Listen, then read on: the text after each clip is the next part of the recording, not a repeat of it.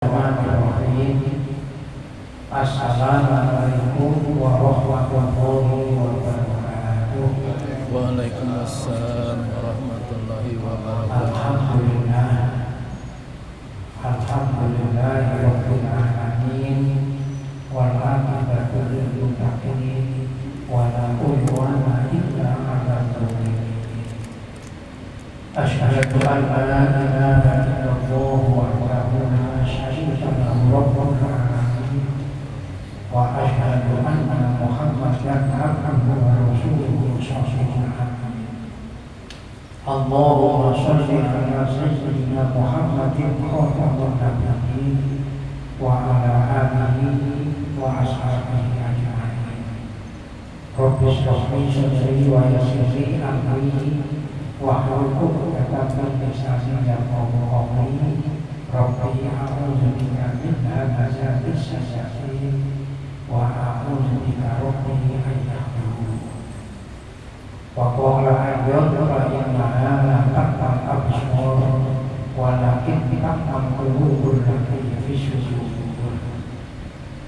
Wa qala Nabi sallallahu alaihi wasallam man taraka salasa juma'in mutahawinan biha tabaqallahu ala qalbihi. Rawahu Ahmad wal Hakim. Insyaallah kalau tidak salah ada dalam buku saya halaman 167 kita catat.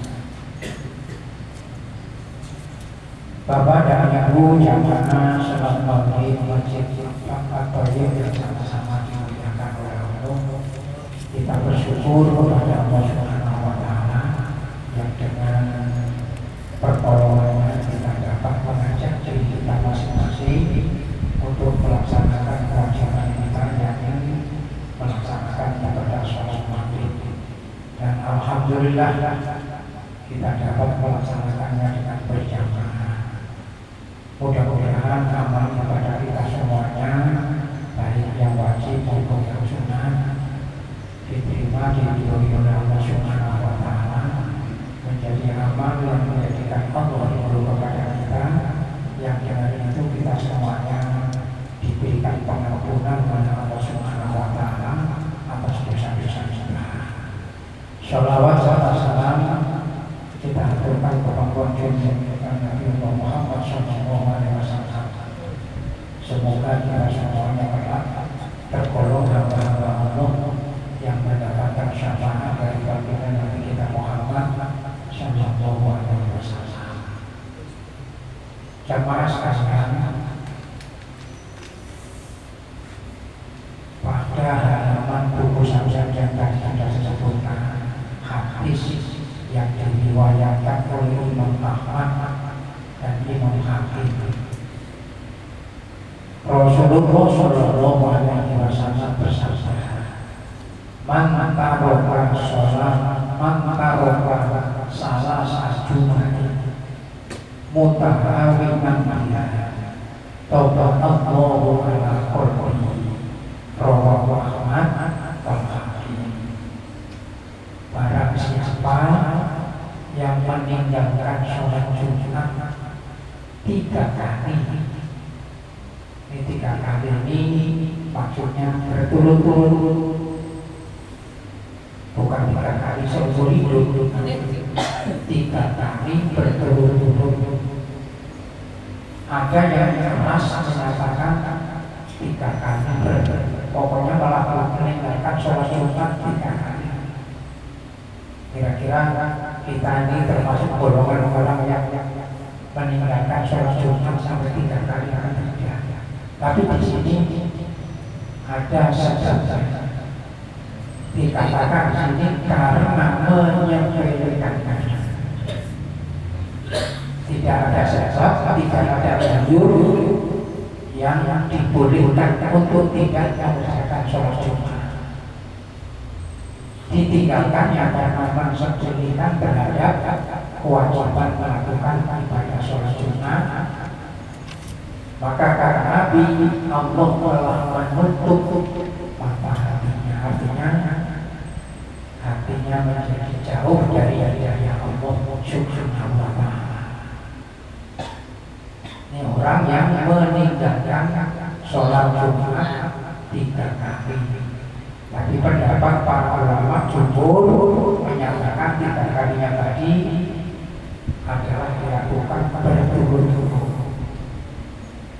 Tetapi melakukannya tadi tidak karena ada sebab, tapi disebabkan menyebutkan tentang hukumnya sholat wajib.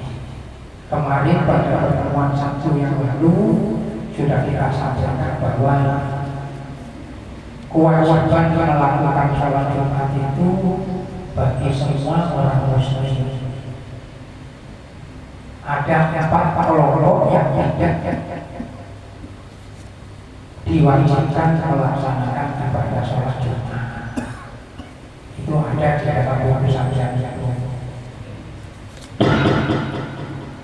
4 kelompok atau 4 golongan yang tidak diberikan kewajiban untuk melakukan sholat Jumat itu adalah Buddha.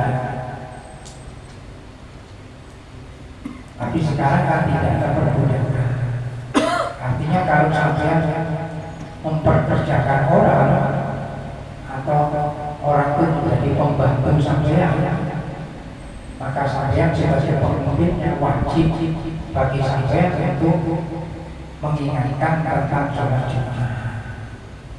Kalau sampean tidak mengingatkan bantu sampean tadi untuk melakukan sholat Jumat, maka sampean termasuk orang yang bertanggung jawab untuk dosa-dosanya.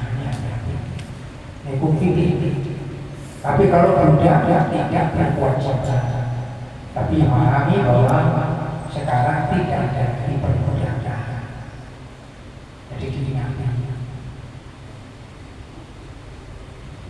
Apalagi kalau melarang untuk melakukan sholat Jumat, dosanya double. Nomor 2 yang tidak dikenakan untuk wajib sholat Jumat, awil berangkat perempuan. Sudah saya jelaskan itu kemarin beberapa waktu yang lalu. Nomor 3, ausosiyah, anak yang masih kecil yang belum berkewajiban untuk bertanggung jawab terhadap hukum. Maka kalau orang tua membawa anaknya, mendidik anaknya untuk memahami, mengerti tentang masalah sholat Jumat, maka orang tuanya hendaknya bisa untuk mengawasinya. Jangan sampai nanti anaknya dibiarkan untuk mengganggu terhadap jamaah yang melakukan ibadah sholat Jumat. Nomor 4 adalah al-waridin, orang yang dalam keadaan sakit. Maka orang yang sakit yang tidak di katakanlah diberikan ahlinya untuk tidak bisa macam-macam, boleh dia melakukan sama. Tapi kalau sakitnya sekedar mungkin sakit batu, sakit apa ya, apalagi sakit paru ya, wajib tetap melakukan sholat Jumat. Nah, dalam hadis yang saya baca tadi yang diriwayatkan oleh Imam Ahmad dan Imam Hakim, Rasulullah memberitahu kepada kita, man taroka salasa Jumatin mutahawinan biha toba'allahu lahu toba'allahu ala qalbihi.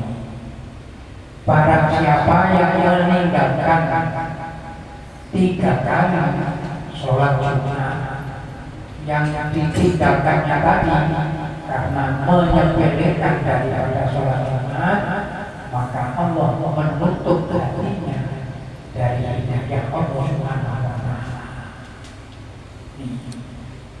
Sebagian ada hadis yang menyatakan siapa yang meninggalkan sholat Jumat 3 kali berturut-turut adalah ciri dari sifat kemunafikan. Ini hati-hati. Maka sholat Jumat boleh untuk tidak dikerjakan, walaupun kita memiliki tanggung jawab, tapi karena disebabkan sesuatu seperti musafir, Maka mohon maaf, menurut pendapat dari mazhab Syafi'i, katakanlah masjid kita ini jumlah penduduknya yang laki-laki sebut saja ada 40 orang yang dewasa. Karena menurut Imam Syafi'i itu sholat Jumat di Padang sah apabila terdiri dari 40 orang. Itu menurut Imam Syafi'i. Nah sekarang apabila dalam kompleks ini hanya 40 laki-lakinya, tentulah maksudnya laki-laki yang berkarisma ada 40, maka diharamkan hari Jumat laki-laki itu meninggalkan tempat ini pada waktu masuk waktu fajar subuh meninggalkan, sehingga nanti terjadinya sholat di masjid ini kurang dari 40. Itu pendapat kelompok Mazhabi mengatakan haram. Tapi kalau mazhab Hanafi tidak, karena Hanafi tidak memandang syarat sahnya sholat Jumat itu 40. Itu masa-masa kaitannya dengan nanti kita baca di dalam penjelasan tidak boleh untuk meninggalkan. Wajib dan tidak boleh untuk umpamanya di sini didirikan masjid itu, lalu katakanlah seperti di Baitul Rahim sama masjid. Sementara di sini kalau ditinggal jamaahnya ke sana sehingga di sini kurang dari jamaahnya itu, maka tidak boleh orang yang bermukim di sini meninggalkan untuk melakukan itu pendapat daripada kelompok mazhab Syafi'i. Tapi karena firman dari mazhab Syafi'i, mazhab Syafi'i, mazhab Maliki, mazhab Hanafi, maka kita menjadi aman. Artinya walaupun kita tidak jumlahnya tidak sampai 40 dipandang sah saja. Tapi kalau kelompok mazhab Syafi'i apabila dalam melakukan sholat Jumat tadi kurang dari 40, maka sesudah sholat Jumat tadi hendaknya melaksanakan sholat zuhur. Untuk mazhab yang lain berbeda, tapi satu mazhab dengan yang lainnya tidak saling untuk menyamakan. Ini supaya kita paham. Makanya kita mau memahami ini, siapa tahu nanti suatu saat sampai bepergian kemana ke meninjau daerah atau apa, tahu-tahu pas hari Jumat di situ yang semestinya walaupun sangat tidak berhak, tidak diwajibkan untuk melakukan sholat Jumat karena musafir, tapi karena saya, karena nilainya di hari Jumat itu Allah sendiri memuliakan. Sampai kata Nabi, doa di antara duduknya dua khutbah, khotib itu doanya mustajabah. Lalu sampai sangat sayang dengan hari Jumat itu, maka saya melakukan sholat Jumat di daerah itu. Kebetulan jamaahnya tidak sampai, maka boleh jadi tidak melakukan sholat Jumat. Apa tidak melakukan sholat zuhur? Karena di situ kelompoknya bukan memahami daripada mazhab atau pandangan daripada mazhab Syafi'i. Jadi kita tahan. Tapi kalau sampai senantiasa mengacu pada pendapat Syafi'i, maka saya melakukan yang namanya sholat zuhur. Di sini juga ada dulu di Masjid Baitul Rahim. Mungkin Pak Haji tahu juga. Walaupun jamaahnya itu sudah lebih dari 40, selesai melakukan sholat Jumat, beliau masih tetap melakukan sholat Jumat. Karena sholat Jumat kewajiban melakukan sholat Jumat, adapun zuhur adalah sholat yang diwajibkan dalam setiap hari. Jadi mereka masih melakukan sholat zuhur. Ada kelompok yang memahami demikian. Nah, kita tidak sholat zuhur diganti pada hari Jumat adalah dengan sholat Jumat. Untuk memenuhi menjadi 4 rakaat tadi, maka khutbah itu sebagai pengganti daripada 2 rakaat sholat zuhur.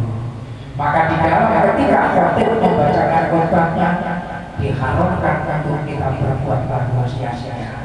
Yang kemarin saya sampaikan, seandainya sampai punya tasbih, memainkan tasbih dengan berzikir, katakanlah baca subhanallah dipandang sebagai perbuatan baku. Tugas kita ansitu waswasu wa atiku la'allakum turhamun. Tugas kita adalah diam, memperhatikan, mendengarkan supaya kita mendapatkan rahmat dari Allah.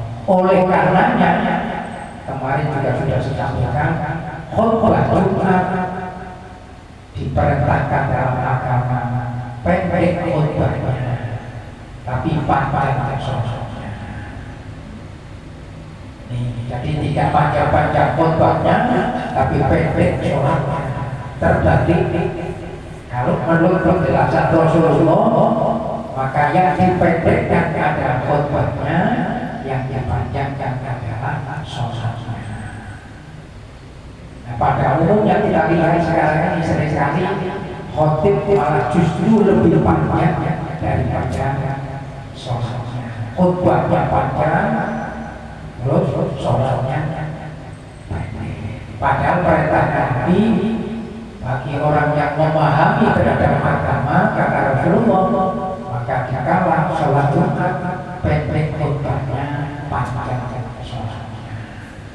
Pada umumnya di dalam sholat Jumat kalau menggunakan sesudah suratul Fatihah yang dibaca adalah Sabbilis dan Hamdalah. Dan ini pun tidak menjadi mutlak. Kondisional apabila dalam kondisi yang tidak mengizinkan maka imam bisa mengambil untuk menggunakan ayat-ayat atau surah yang pendek. Ini tidak mutlak. Ini pentingnya buat kita. Selanjutnya hadis yang diriwayatkan oleh Imam Tabrani, mantara salah Jumatin min ghairi kutiba minan munafiqin. Tadi sudah saya jelaskan. Para siapa yang meninggalkan 3 sholat Jumat tanpa ada uzur maka ditulis termasuk golongan orang-orang munafik. Maka ibu-ibu berperan supaya saya mengingatkan terhadap suaminya di kala hari Jumat, mengingatkan anak-anaknya. Jangan sampai hari Jumat itu disepelekan, karena Allah sendiri kata Nabi kita Muhammad, Allah itu memuliakan hari Jumat. Nah, nanti mari kita lihat dalam catatan-catatan yang penting untuk kita paham bagaimana Rasulullah memberikan penjelasan kepada kita tentang begitu pentingnya dan besarnya fadilah yang apabila kita mampu menggunakannya di waktu hari Jumat. Sekarang sampai buka halaman berikutnya. Ibnu Abbas berkata, hadis diriwayatkan oleh Imam Ahmad dan Ibnu Hibban. Irtasilu yawmal Jum'ati faghsilu ru'usakum wa in lam takunu junuban wa mashu min aydikum. Bermandilah pada hari Jumat dan basuhlah kepalamu sekalipun kamu tidak dalam keadaan junub. Lantas berilah sentuhan minyak wangi. Jadi mandi hari Jumat sebagian ada yang menyatakan wajib hukumnya. Nah, mandi berarti membasuh seluruh tubuh kita mulai dari ujung rambut sampai ujung kaki. Mandi seperti mandi jinabat hari Jumat. Salah sekali pun kita tidak tapi niat mandi hari Jumat. Kalau sampai memandang bahwa itu wajib, maka niat mandi Jumat karena Allah Subhanahu wa Ta'ala. Tapi kalau kita memandang mandi hari Jumat termasuk bagian yang sunat, yang niat untuk mandi sunat hari Jumat. Mandinya mulai dari ujung rambut sampai ujung kaki harus terkena dengan air. Dan mandinya airnya tidak boleh bercampur dengan benda yang lain. Umpamanya salahnya sudah saya jelaskan beberapa waktu yang lalu. Mandi yang pertama seluruh tubuh kita ini dibasahi dengan air tanpa ada campuran apa-apa. Dikosong semuanya dengan air yang mutlak, yang sempurna, sehingga seluruh tubuh kita ini tersentuh dengan air. Nah, setelah selesai itu sudah, maka itu hukum mandinya sudah. Tinggal kita menggunakan sampo, menggunakan sabun, tapi itu semuanya diawali karena sudah seluruh tubuh kita tersentuh dengan air. Air yang air yang murni, air yang tidak bercampur. Jangan-jangan nanti meratakan apa namanya kulit kita dari sentuhan air, sementara air itu sudah akibat karena sabun. Maka air itu suci, tapi tidak mensucikan. Jadi hati-hati.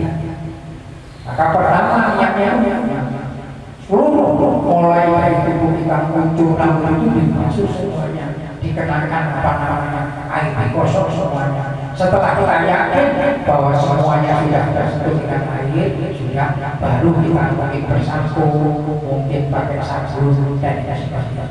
Nah, mandi yang demikian itu di dalam hadis ini ada yang memandang wajib, termasuk hadis yang diriwayatkan oleh Imam Bukhari. Itu ada hadisnya.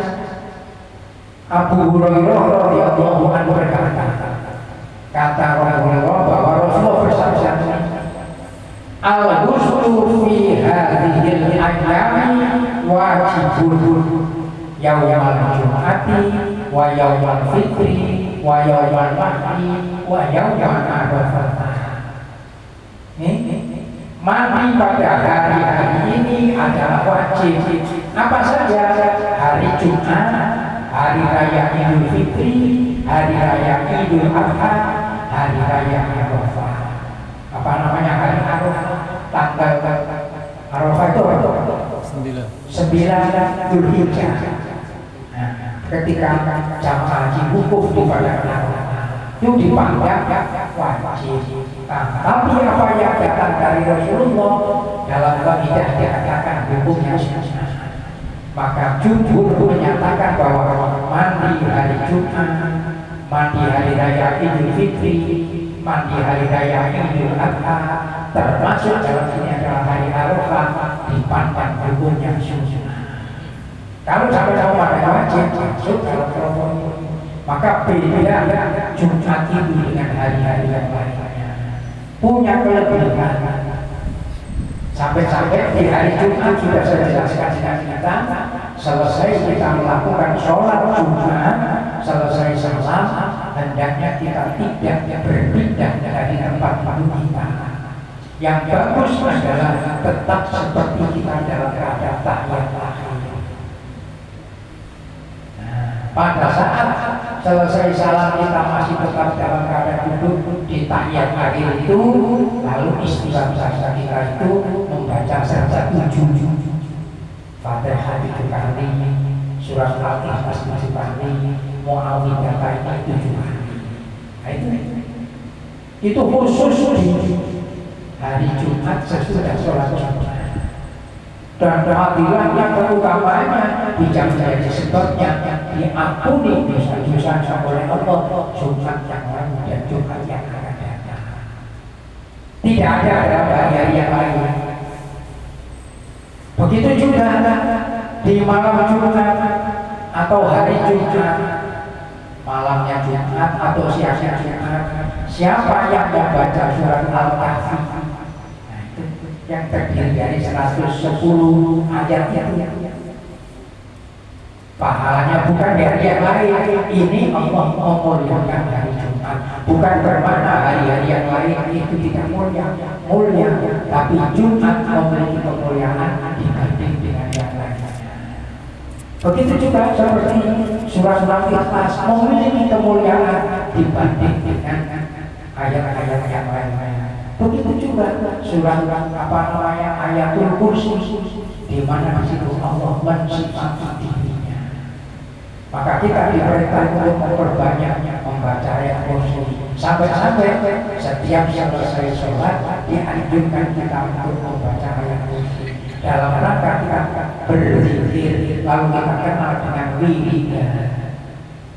Lalu baca kalimat astagfirullahaladzim, baca la ilaha illallah wahdahu la syarikalah, yang dulu sudah pernah kita sampaikan bahwa hendaknya ketika selesai sholat, khususnya sholat maghrib dan sholat subuh, selesai melakukan sholat itu jangan pindah dari tempat duduk kita sebelum membaca la ilaha illallah wahdahu la syarikalah sampai seterusnya sebanyak 10 kali. Lalu diikuti dengan kalimat zikir Allahumma ajirni minan nar sebanyak 7. Alhamdulillah sudah menjadi kebiasaan. Nah, itu dinamakan oleh kita wirid. Pada kita mau baca zikir diperintah oleh Nabi, termasuk diantaranya membaca tasbih, tahmid, takbir yang hitungannya Nabi tegaskan sebanyak 33 kali. Baik, ini fadilah yang diberikan oleh Allah yang disampaikan oleh Rasulullah kepada kita. Abu Bakar As-Siddiq berkata, "Mani tasala yawmal jum'ati kuffirat anhu dhunubuhu wa khotoyahu fa iza akhadha fil masjid kutiba lahu bi kulli khatwatin isruna hasanah." Rawahu Ibnu Abi Syaibah. Barang siapa yang mandi pada hari Jumat, maka dosa dan kesalahannya akan dihapus. Bila berjalan, maka pada tiap langkah ditulis 20 kebaikan. Maksudnya jalan menuju ke tempat sholat Jumat. Bayangkan, mandi hari Jumat yang tadi saya katakan mandinya membasahi mulai dari ujung rambut sampai ujung kaki semuanya kena air itu. Fadilahnya, keutamaannya bisa menjadi sebabnya dikatakan Nabi dihapus dosa-dosanya. Nah, ini penting, makanya sekalipun Jumat jangan disia-siakan mandi hari Jumat. Kapan tuh mandinya hari Jumat? Nah, hari Jumat itu diawali oleh malam Jumat sangat boleh mandi, atau Jumat waktu subuh sebelum kita melakukan sholat subuh Jumat jam 4 subuh kita mandi, atau setelah 4 sebelum kita melaksanakan sholat tahajud kita mandi dulu boleh. Pak, kalau saya mandi siang katakanlah jam 9 pagi baru saya melakukan mandi hari Jumat boleh. Kalau dilihat dari hadis ini, mandinya dilakukan sebelum melakukan sholat Jumat. Karena ada penjelasannya, selesai mandi dengan sempurna dengan baik, lalu dia berjalan untuk menuju tempat untuk melakukan sholat Jumat, maka setiap langkah-langkah diberikan kebaikan sampai 20 kata ini. Nanti kalau hal-hal yang menjadi kemuliaan yang Allah berikan terhadap apa yang ada di hari Jumat ini mampu dan tidak menggunakannya. Nah, riwayat hadis yang kita baca ini kita punya kekuatan, punya hujah sehingga kita berupaya dengan kebiasaan yang kita tingkatkan. Kalau kebiasaannya pada hari Jumat dia mandi, coba kita tidak mandi secara utuh, mandi biasa tapi tidak membasahi kepala kita. Tapi sekarang karena di sini karena niatnya ada niat maka mandi pakai menggunakannya. Berarti kan sudah ada peningkatan. Hasilnya di dalam kita mandi taklim bisa untuk memperkokoh keimanan kita. Nah ini. Jika hal-hal yang demikian sekalipun itu tampaknya sepele, Tapi apabila itu kita jadikan sebagai kekuatan dalam rangka untuk memperkokoh keimanan dan keislaman kita, maka akan menjadi sebabnya kuatnya keimanan kita. Nah sekarang ini banyak kalau kita perhatikan orang datang ke sholat Jumat, manakala ditinjau dari sisi syariat, dia tidak mendapatkan fadilah keutamaan Jumat, cuma sekedar gugur daripada sholat Jumat. Ini kan berarti sholatnya ibadahnya kan menjadi sia-sia, hanya coba menggugurkan. Kadang-kadang datang ke masjid sholat Jumat, khotib sudah di atas mimbar. Kadang-kadang khotib sudah membacakan khotbahnya, dia baru datang lagi masuk masjid sambil ngomong, bicara dengan teman-teman. Ini banyak kita lihat. Nah ini perlu untuk kita sikapi dalam diri kita. Dan tadi sudah saya sampaikan, sekiranya kita membawa tasbih, lalu kita putar tasbih, lalu sambil kita berzikir sementara khotib membacakan khotbah, maka perbuatan kita itu tergolong dari perbuatan yang apalagi sampai sekarang alat modern tidak menggunakan tasbih, tapi menggunakan alat yang ada hitungannya itu malah itu mengganggu daripada kesenangan yang lainnya. Nah ini hal-hal yang perlu menjadi perhatian buat kita. Terus di hari Jumat ini ada kelebihan yang lain dibanding daripada hari-hari yang lainnya. Maka itu Jumat dikenal dengan Sayyidul Ayyam.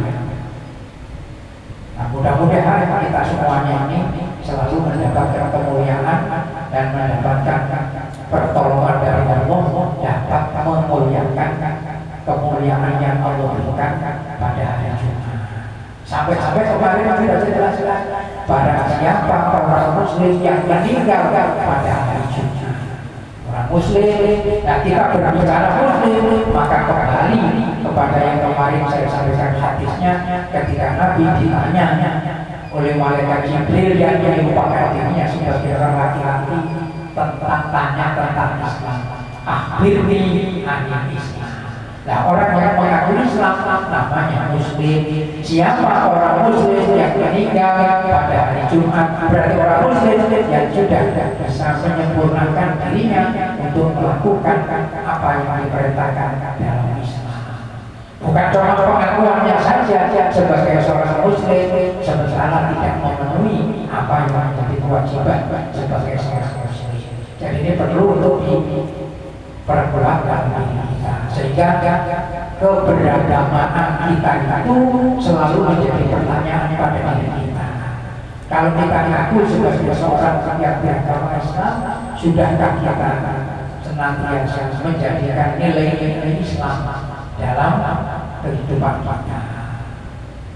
Yang terakhir, teman-teman, sekali-kali jangan sampai kita menyatakan bahwa semuanya agama itu sama. Ini harus digarisbawahi.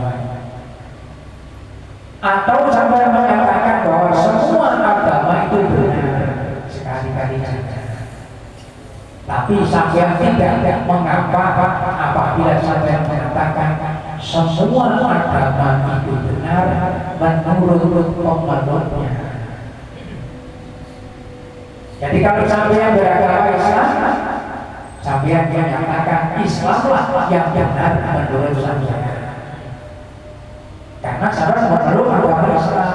Saudara kita yang beragama Kristen menyatakan Kristenlah yang benar menurut dia.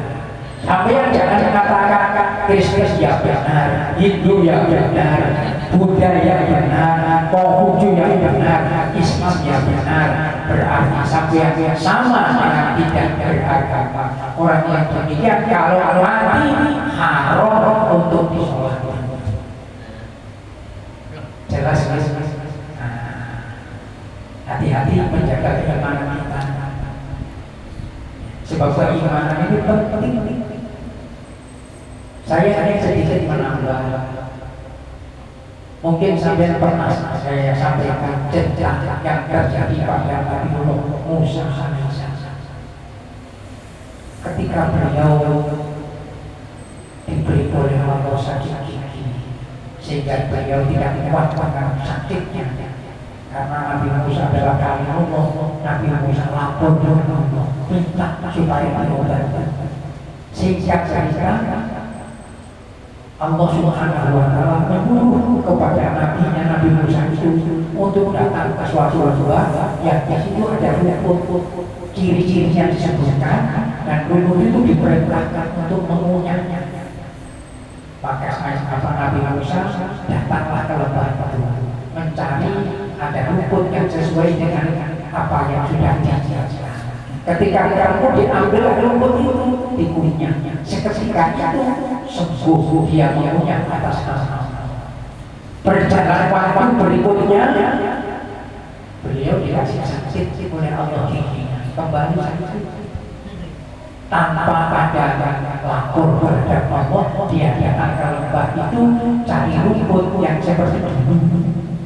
Ketika mendapati rumput seperti dulu, tanpa diambillah rumputnya tadi dikunyahnya sampai sudah dalam giginya tidak berubah, tetap dalam keadaan sakit. Lalu dia lapor dengan Allah, ya Allah, saya sakit gigi lagi dan saya sudah makan rumput seperti yang saya beritahu. Sampai sekarang gigi saya masih dalam keadaan sakit. Jawab Allah, karena kamu percaya bukan kepadaku, tapi percaya terhadap rumput itu. Maka di sini kita pahami, jangan sekali-kali kita hidup menyandarkan terhadap makhluk. Iman dijaga. Kewajiban kita ikhtiar karena Allah telah menyatakan Rabbana ma khalaqta hadza batila subhanaka faqina adzabannar. Apa yang Allah ciptakan tidak ada satupun yang sia-sia. Pertanyaannya, bagaimana kita bisa mengambil manfaat kalau kita tidak senantiasa berhusnuzon terhadap Allah Subhanahu wa Ta'ala. Demikian yang dapat saya sampaikan pada hari ini, mudah-mudahan bermanfaatnya. Al-Fatihah.